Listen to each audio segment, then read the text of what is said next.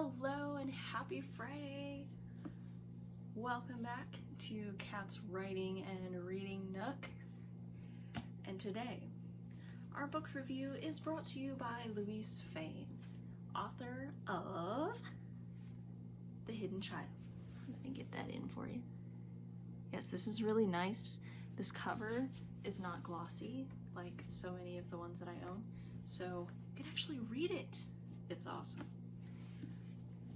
But when I tell you that I nearly squealed in a public library and frantically texted my mom going, "Mom, look at this!" I really did that, and well, okay, I didn't actually squeal because it was a public library and it's rude.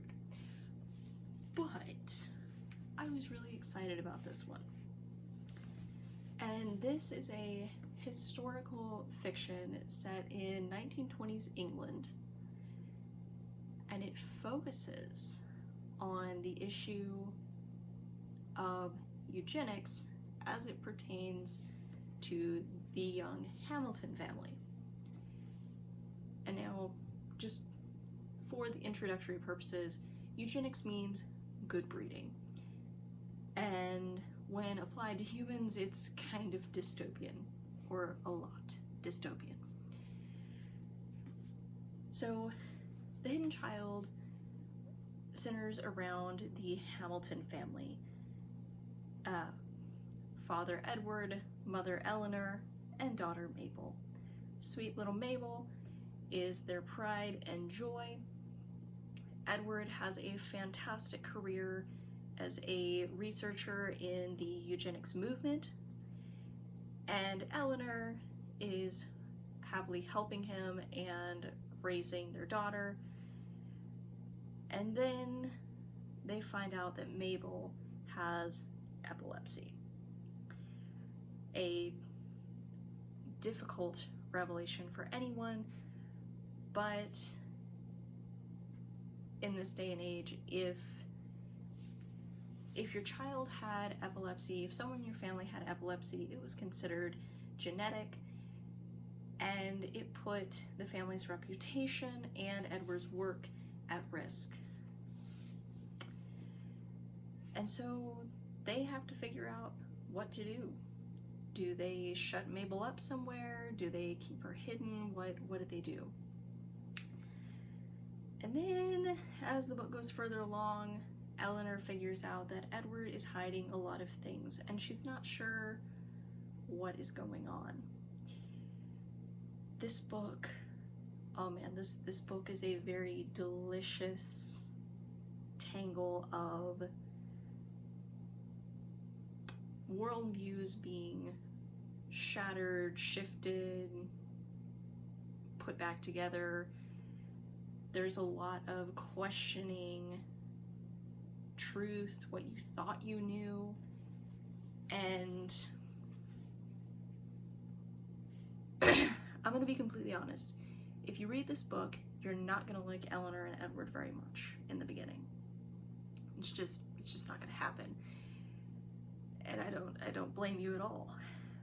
But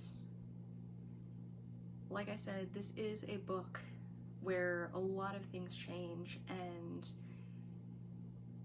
there's a lot of questions, and it's so good.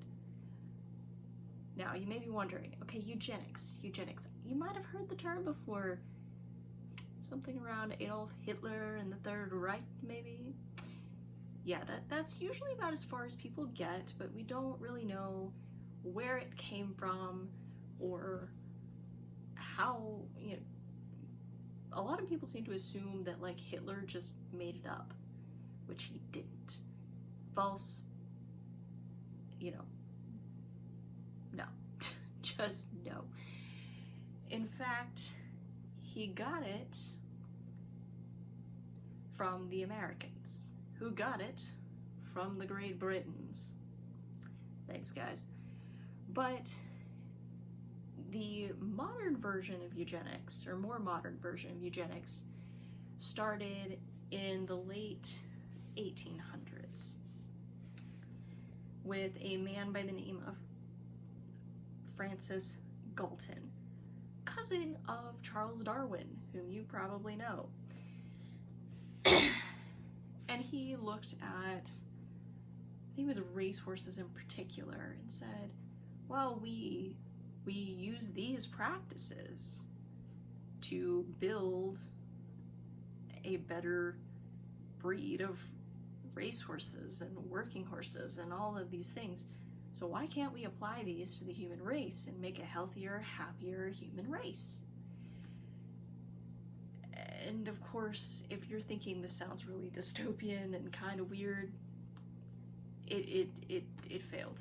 It was bad. It was terrible. It was horrible. But it was done.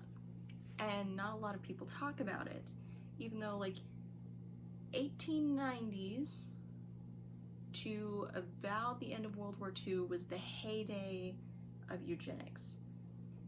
We still have stuff going on. Okay, I won't get into too much of it, but there's a lot. There's a lot. And that's why I'm very passionate whenever someone brings it up, because I'm like, this is important. There are people who were born in that time frame that have to deal with the fallout of that. There are people my grandparents' age who have dealt with the fallout of it. My parents' age, my age. I mean, there are still things going on today that you're like, dude, what, why? Why are we selectively trying to eliminate people with Down syndrome? It's happened in one Nordic country. Yeah, no, seriously, I will end up going on a long tangent, and that's not what we're here for. But seriously, I will link some resources if you're more interested in the topic.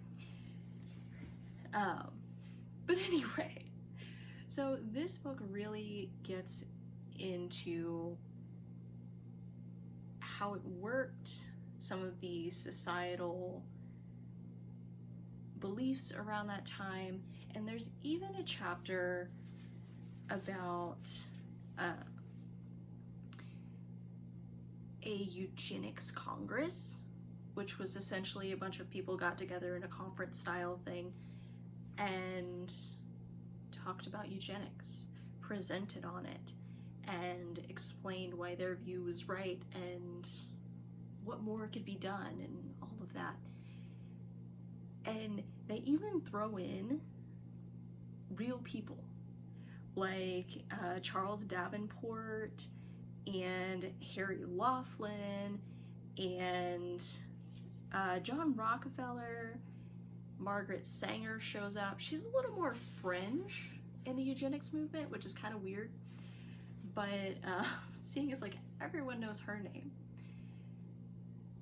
yeah, good. We won't get into that, but I really appreciated that. And it even talks about some of the different countries that the eugenics mindset came in. But anyway, like I said,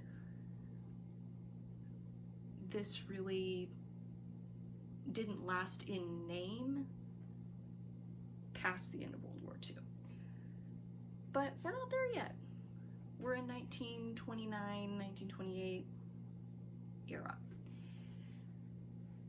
But back to the book. I really loved how the characters had to wrestle with their beliefs and how eugenics was presented, and how Miss Fein personified epilepsy. It's beautiful, and it creates so much tension in the book. I think it really gives the book that flair, that set apartness, not just because of the subject matter, but how it is handled, because you have epilepsy, who's essentially standing in for Mabel. You know, that is the closest character to Mabel, who's actually paying attention to her, talking about her symptoms, talking about even like her feelings and how she's lethargic all the time and she's so isolated. And you don't really hear that from her parents. Yeah, like, I'm serious, you are not gonna like her parents for a while.